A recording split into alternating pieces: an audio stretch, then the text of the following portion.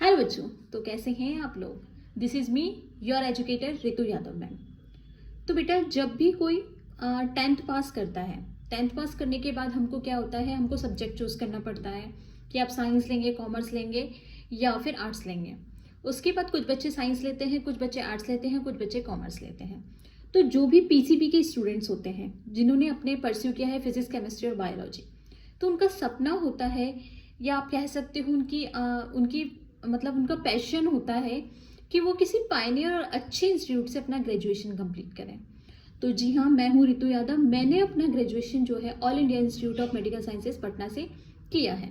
उसके बाद अगर मैं बात करूँ यहाँ पे मेरे क्रेडेंशियल्स की, तो मैंने उसके बाद जो है अपना एमएससी नर्सिंग जो किया है अपना Rajasthan university of health science से किया है। आफ्टर दैट मैंने अपना नॉर्सेट एग्ज़ाम क्वालिफाई किया है। मैंने अपना SGPGI का एग्ज़ाम क्वालिफाई किया, और भी जो भी नर्सिंग से रिलेटेड एग्जाम्स होते हैं ऑलमोस्ट सभी मैंने क्वालिफाई किया है। ठीक है, लेकिन फिर भी मैं अपना as a clinical nurse work ना करके मैं जो है as a nursing tutor work करती हूँ। अब आप सोच रहे होंगे कि मैं ये सब आपको क्यों बता रही हूँ। तो बेटा, जब मैंने ये स्ट्रीम सेलेक्ट किया था PCB, तो मैंने प्रिपेयर किया और मैंने नर्सिंग का एग्ज़ाम दिया और मुझे मिला एम्स पटना। तो उस दौरान बेटा मैंने बहुत सारी, मतलब अगर मैं बात करूँ ट्वेल्थ के बाद जो होता है, कोई भी PCB स्टूडेंट होता है, वो कोई भी अपना करियर जो है नर्सिंग चूज़ नहीं करता। अगर आप किसी से पूछोगे कि आप नर्स बनना चाहते हो, बोलेगा नहीं, मुझे डॉक्टर बनना है। ठीक है ना। तो सब लोग प्रिपरेशन करते हैं नीट की। मैंने भी किया था नीट का, पर नीट में नहीं हुआ। दैट्स वाई फिर मैंने एम्स का जो नर्सिंग का एग्ज़ाम होता है वो दिया, उसमें मेरा सिलेक्शन हो गया। तो हम बहुत सारे भ्रमित रहते हैं कि हमें क्या करना चाहिए मैम। जैसे नीट में सीट्स कम है, ठीक है, और भी बहुत सारे रीजंस होते हैं, पेपर टफ आता है कि हमारा सिलेक्शन नहीं हुआ, तो अब हम क्या करें। तो नर्सिंग एज ए करियर हमें चूज़ करना है। तो nursing as a career choose करना है तो पहले तो हमें अगर कोई नर्सिंग एंट्रेंस एग्जाम के बारे में बता दें कि अगर हमने 12th PCB से कर लिया तो हमें नर्सिंग एंट्रेंस एग्जाम देना है, तो कौन सा नर्सिंग एंट्रेंस एग्जाम देना है। पहली चीज़ तो कोई हमें वो बता दे। दूसरी चीज़ हमें ये बता दे कि उस नर्सिंग एंट्रेंस एग्जाम के लिए पैटर्न क्या होता है पेपर का, क्योंकि हमें पैटर्न पेपर का पता होगा तो हम उससे अच्छी अपनी प्रिपरेशन कर सकते हैं। तो वो सारी चीज़ें वो सारे डाउट्स, वो सारी चीज़ें मैं आपको क्लियर करने वाली हूँ अपने चैनल के माध्यम से, जिसका नाम है nursing mentorship by Ritu ma'am.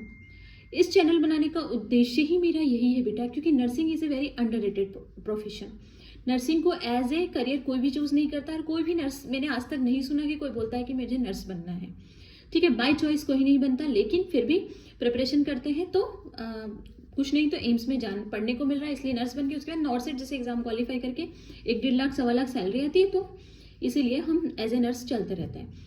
लेकिन बेटा, नर्सिंग एक नोबल प्रोफेशन है, इसको हमें इसको एक डिग्निटी, मतलब एक स्टैंडर्डाइज करना है। जैसे हर कोई बोलता है कि मुझे डॉक्टर बनना है, वैसे एक बच्चा ये भी बोले कि मुझे नर्स बनना है। तो वो भी जो सारी चीज़ें होती हैं, वो हम इस चैनल के माध्यम से जो है आपका ये मिथ है उसको दूर करेंगे। ठीक है, और इस चैनल के माध्यम से हम क्या बताने वाले हैं, बहुत सारे कॉम्पिटिटिव एग्जाम्स होते हैं, जैसे कि नॉर्सेट होता है एम्स के लिए, ठीक है, SGPGI होता है लखनऊ, SGPGI लखनऊ, ठीक है, उसके बाद RRB नर्सिंग होती है, ठीक है ना, और भी नर्सिंग ट्यूटर्स के लिए भी एग्जाम होते हैं। तो वो सारे एग्जाम, क्योंकि मैंने खुद ने क्वालिफाई किया है तो मैंने कैसे पढ़ा है। CHO होता है कम्युनिटी हेल्थ ऑफिसर, ठीक है, राजस्थान का, वो भी मैंने क्वालिफाई किया है। तो वो पूरा पैटर्न कि कैसे पढ़ना है, हमें स्टडी कैसे करनी है, वो सारी चीज़ें हम इस चैनल के माध्यम से बताएंगे।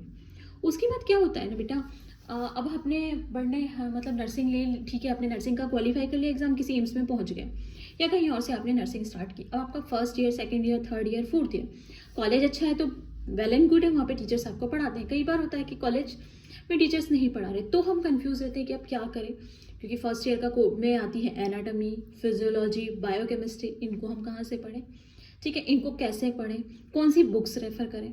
तो वो सारी चीज़ें आपको हमारे चैनल के माध्यम से, मतलब मैं आपको, आपकी मेंटर रितु यादव मैम, आपको ये सारी चीज़ें आपको बताने वाली हूँ। तो मोटा मोटा हमें पता चल गया कि इस चैनल पे क्या आने वाला है।